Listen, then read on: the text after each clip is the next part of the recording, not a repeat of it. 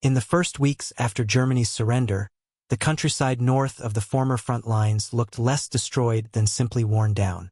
Fields lay unplanted where fences had collapsed. Farm roads held the same deep ruts left by military trucks months earlier, now filled with still water that reflected a pale, unsteady sky. Movement was slow and mostly silent. People walked with bundles rather than luggage. Doors opened carefully, as if hinges might break from ordinary use. In one of the temporary holding areas established by occupying forces, civilians waited on wooden benches arranged without clear order. Paperwork determined where they would go next, though the process often paused for reasons that were never explained. Names were written, rewritten, and sometimes crossed out. Among those passing through such spaces were the surviving family members of senior officials from the collapsed regime, people who had not fought, yet were tied to what had happened through proximity and blood. Heinrich Himmler's children entered the post-war period in this manner, without ceremony, without protection, and without any clear future. One child was already gone. The other would live for decades in the long administrative shadow that followed the war. Himmler's only son, Gerhard, had died before Germany's defeat, in the final years of the conflict.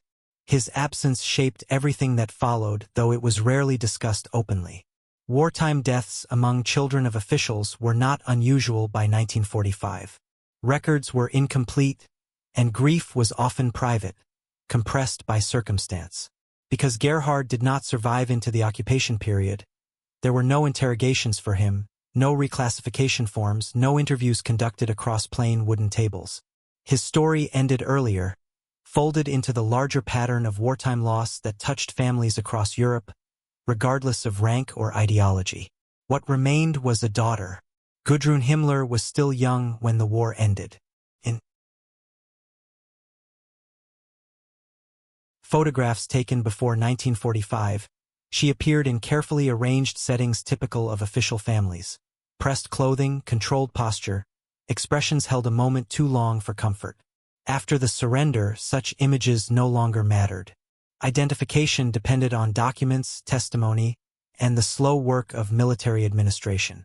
She and her mother were taken into custody by Allied authorities. The process was procedural rather than dramatic.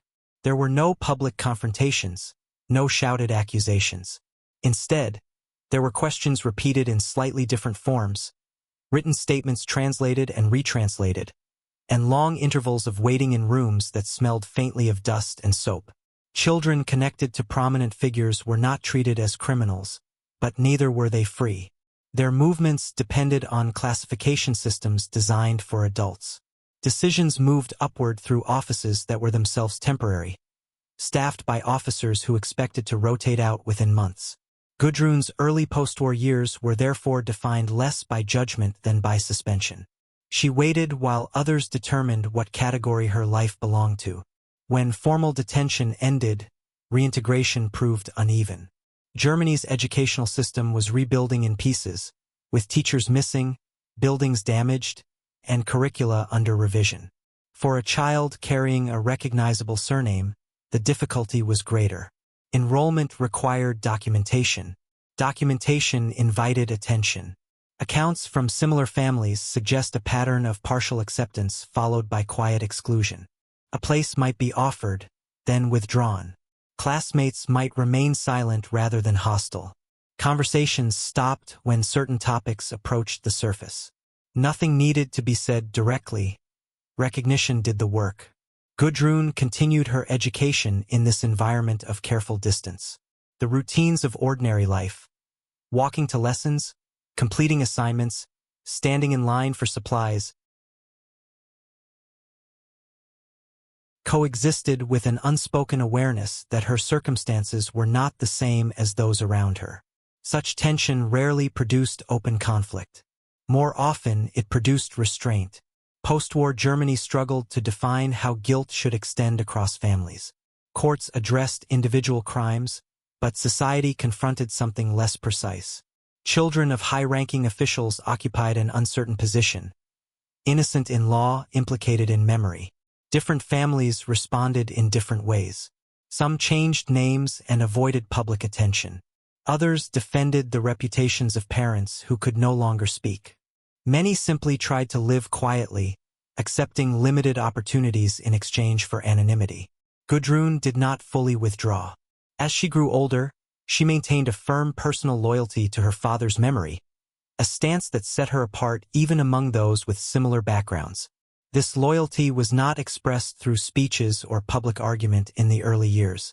Instead, it appeared in smaller decisions, associations formed, organizations joined, narratives preserved within private circles. These choices unfolded gradually, without a single defining moment.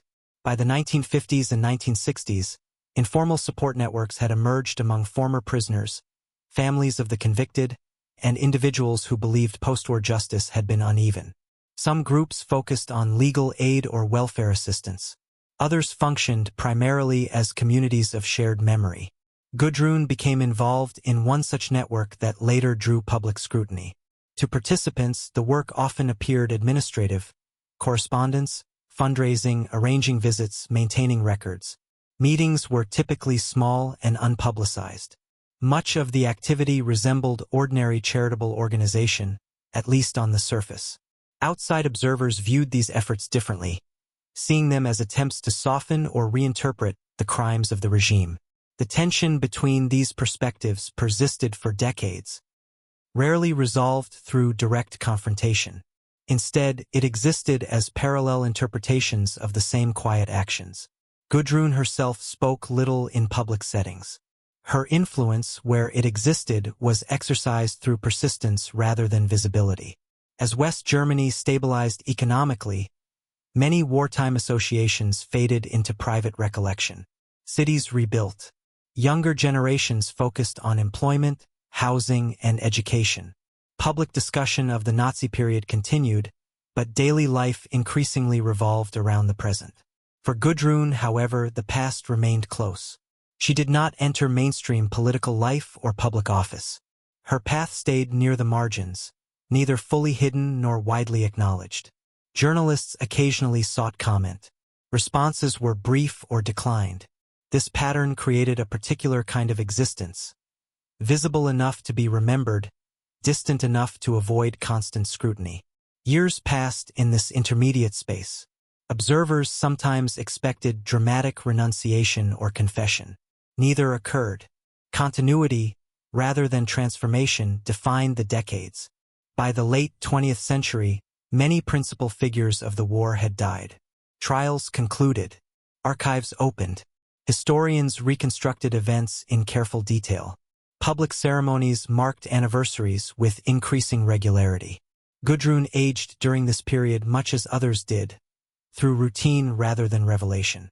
Health concerns replaced earlier uncertainties. Social circles narrowed. Public attention diminished except on symbolic dates. There is little spectacle in such aging. Documents record addresses, organizational roles, and occasional interviews. Between these points lies ordinary time. Meals prepared, letters written, seasons passing without notice. For individuals tied to historic catastrophe, this ordinariness can appear almost incongruous. Yet it is common. History rarely occupies every hour of a life. Gudrun Himmler died in the early 21st century, decades after the war that defined her childhood. News coverage was brief and factual. Obituaries summarized affiliations, quoted historians, and then moved on. No single interpretation settled her legacy. Some viewed her as a figure unable or unwilling to separate family loyalty from historical reality. Others regarded her primarily as a child shaped by circumstances she did not choose. Most public discussion remained restrained, reflecting the difficulty of drawing firm conclusions from a life lived largely in private. With her death, a direct familial connection to one of the regime's central architects quietly ended. The historical record, however, remained unchanged. The post-war experiences of Himmler's children illustrate a broader pattern rather than an isolated story. Across Europe, families linked to power faced years defined not by dramatic reckoning but by paperwork, waiting, and gradual reintegration. Outcomes depended less on single decisions than on accumulated small ones. For Gerhard, the story stopped before surrender. For Gudrun, it extended across decades of subdued continuity. Neither path offered resolution in any dramatic sense. In rural cemeteries across Germany, graves from the 1940s sit beside those from much later years. Dates differ by generations, but the stones share the same modest scale. Visitors pass quietly, reading names that once carried weight or none at all. Weather softens the lettering. Moss spreads where it can. Nothing in these places explains what should be remembered or forgotten. The ground holds both without distinction.